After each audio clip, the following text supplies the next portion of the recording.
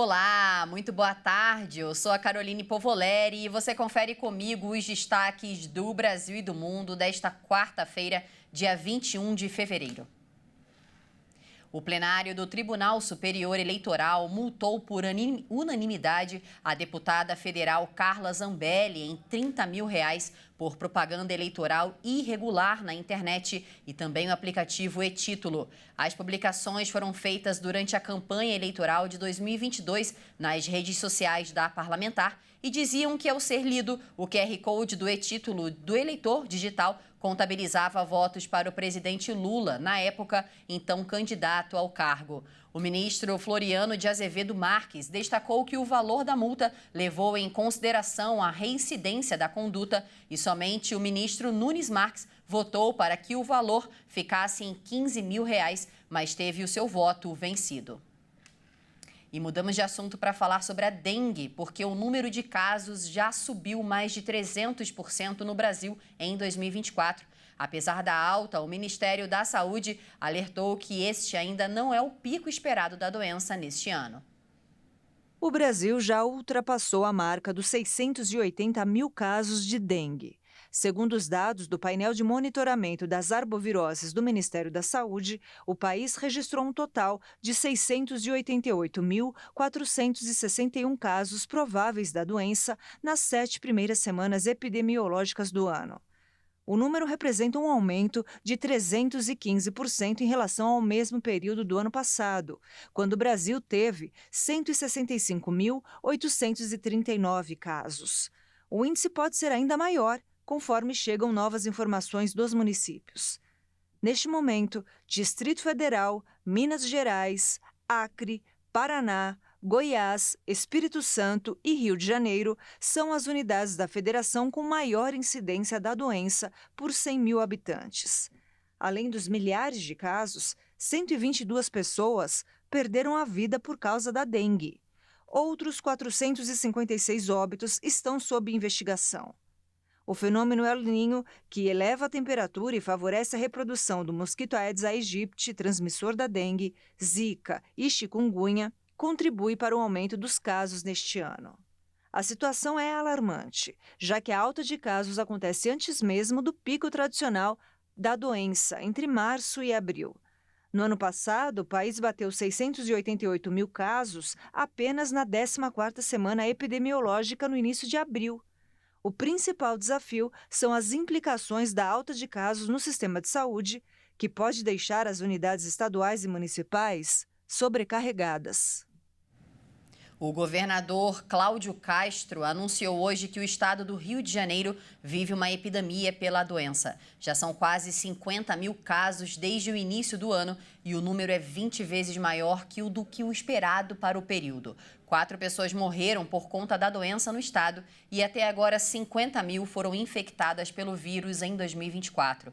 O governo disse que está preparado para possivelmente dias e meses ainda mais difíceis e criou um centro de operações de emergência por conta do avanço da doença na sede da Secretaria Estadual de Saúde na zona norte do estado. O objetivo é unir todos os setores de saúde, inclusive a vigilância sanitária, para dar uma resposta rápida para os municípios. E mudando de assunto, o Supremo Tribunal Federal condenou mais 15 réus acusados de participação nos ataques a Brasília no dia 8 de janeiro de 2023. Com isso, o número de réus condenados pela Corte Suprema subiu para 86 pessoas. As penas para os condenados pelos atos extremistas do 8 de janeiro de 2023, quando as sedes dos 3 poderes foram invadidas e destruídas, vão de 3 a 17 anos de prisão. Nesta terça-feira, o Supremo Tribunal Federal condenou mais 15 réus denunciados pela Procuradoria-Geral da República.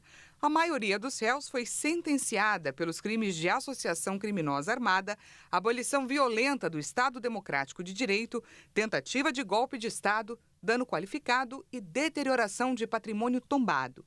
As defesas alegaram que, entre outros pontos, as condutas dos réus não foram individualizadas, que eles não agiram para dar um golpe de Estado e pediram o arquivamento dos casos. Mas a maioria dos ministros seguiu o voto do relator, o ministro Alexandre de Moraes com o entendimento de que houve uma clara intenção por parte de uma multidão de tomada ilícita de poder com o uso de meios violentos.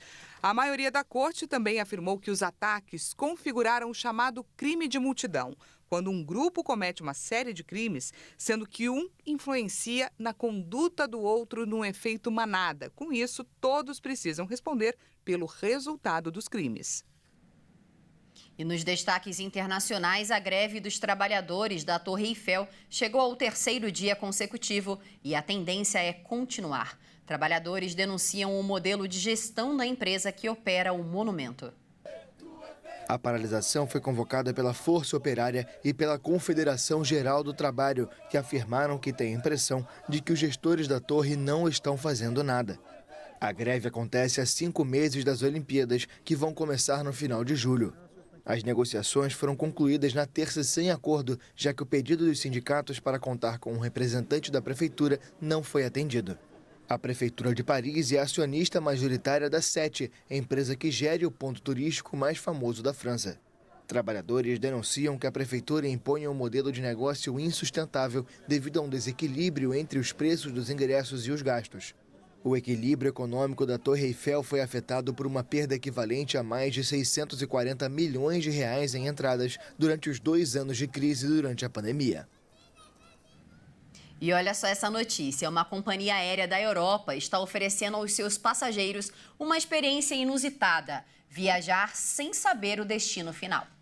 A Scandinavian Airlines abriu a possibilidade para que membros do seu programa de milhagem se inscrevessem em uma experiência chamada Destination Unknown, ou em tradução literal, Destino Desconhecido. Programada para acontecer entre os dias 5 e 8 de abril, mais de 1.000 pessoas se inscreveram para embarcar nessa viagem misteriosa. Os escolhidos devem estar a postos no dia 5 de abril no aeroporto de Copenhague, na Dinamarca, de onde o voo sairá. Para a empresa aérea, a perspectiva de embarcar numa viagem aventureira e misteriosa com outros entusiastas, encontrando novas ligações e amizades ao longo do caminho, é verdadeiramente emocionante. Seguidores do perfil oficial da companhia no Instagram arriscaram palpites em uma publicação recente sobre a experiência. Madrid, Atlanta, Tóquio, Hannover, Paris, Florença e Ibiza foram alguns dos destinos apontados pelos usuários. A Scandinavian Airlines tem como hobby alguns aeroportos na Dinamarca, Noruega e Suécia e opera voos para os principais destinos de toda a Europa e ainda para os Estados Unidos, Marrocos e parte da Ásia.